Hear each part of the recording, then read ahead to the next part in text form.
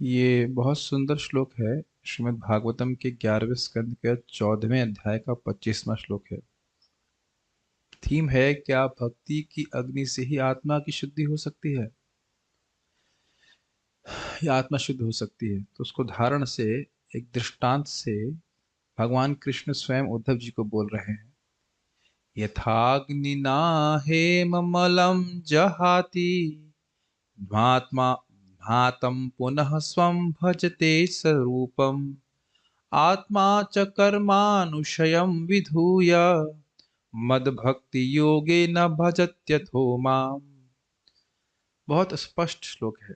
यथा अग्निनम, यथा अग्निना धमात्मम, ऐसे समझिए। जिस प्रकार अग्नि के द्वारा तपाने पर हेमम मलम जहाती, हेम का अर्थ होता है स्वर्ण और मल का मतलब होता है उसकी गंदगियां। तो हेमम मलम जहाती, जिस प्रकार से अग्नि के द्वारा धमातम अर्थात तपाए जाने पर स्वर्ण अपने मल को, अपनी गंदगी को स्वयं ही त्याग देता है और पुनः स्वरूपम च पुनः भजते, अपने स्वरूप में फिर से आ जाता है। रूपम, रूपम शब्द यहाँ पे है। पुनः स्वम भजते च रूपम है, तो उसको ऐसे अन्वय किया गया है, स्वम रूपम च पुनः भजते। अब फिर से वह अपने स्वरूप को प्राप्त हो जाता है, यानी एकदम तप्त स्वर्ण के समान हो जाता है। ये हो गया यथा, यथा मतलब दृष्टांत। उसी प्रकार से आत्मा च मद भक्ति योगेना, देखिए दूसरी लाइन में लिखा है आत्मा। आत्मा च मतलब और, इसी प्रकार से आत्मा भी मद भक्ति योगेना, मेरी भक्ति योग के द्वारा कर्मानुशयम विधूय, कर्म की जो वासना है, कर्म जो हम समझते हैं इस बात को, कर्मानुशय का अर्थ होता है कर्म, भौतिक कर्म का व्यक्ति करता है इस जगत में और उसके बाद उस कारण से भोग की वासना उसके हृदय में निर्मित रहती है। तो फिर से वह कार्य करने के लिए वह प्रस्तुत हो जाता है या उसको प्रेरित करती है। तो कर्मों की वासना को विधूय, वह त्याग देता है, नष्ट कर देता है। और उसके बाद वो कह रहे हैं अथो, लास्ट लाइन में देखिए, भजती अथो माम, और मुझ इसलिए मेरा भजन करना चाहिए। यहाँ पे श्रीधर स्वामी कहते हैं माम भजते, अर्थात मदरूपताम मां पद्यते, अर्थात मेरे स्वरूप को प्राप्त करता है, सारूप मुक्ति को प्राप्त करता है। तो ये बड़ा सुंदर श्लोक है। आप समझ पा रहे हैं मेरी बात? भक्ति योग कैसा है? एक तपस्या की तरह है, एटलीस्ट साधना के काल में। और भक्ति योग की अग्नि के द्वारा जीव शुद्ध हो सकता है। अब एक रुचिकर बात श्रीधर स्वामी कहते हैं कि देखिए, सोने को जैसे आप अग्नि से ही तपा कर शुद्ध कर सकते हैं, साबुन से नहीं। समझ रहे हैं? साबुन लगा लगा करके सोने को आप शुद्ध नहीं कर सकते हो। उसी प्रकार से जीव को अगर पूर्णतः शुद्ध करना है तो उसको भक्ति योग की तपस्या में ही लगाना पड़ेगा, और किसी तपस्या से जीव शुद्ध होने वाला नहीं है। ये बड़ा स्ट्राइकिंग बात है ना।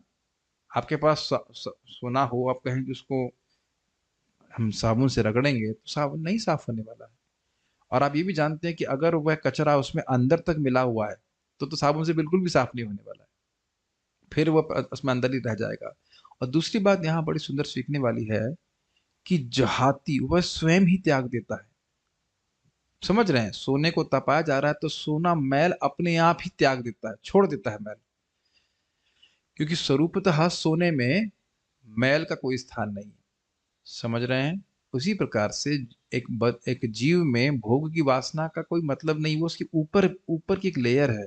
मन में उस डेवलप हुए, मन में पड़े हुए संस्कार है, कचरा है। तो जब हम भगवान की भक्ति करते हैं तो उसकी तपस्या से सारी भोग वासना नष्ट हो जाती है। और सबसे सर्वश्रेष्ठ भक्ति योग का साधन क्या है?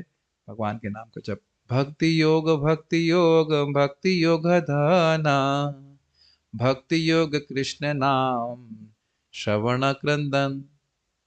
भक्ति योग, भक्ति योग, भक्ति योग का धन है भगवान श्री कृष्ण के नामों का श्रवण करना और क्रंदन करना, बोलना। तो सभी लोग, वैसे भी हमारे आराध्य भगवान तो स्वर्ण तप्त कांचन गौरांगी, हाँ सॉरी, तप्त वर्ण, तप्त सोने के वर्ण के हैं।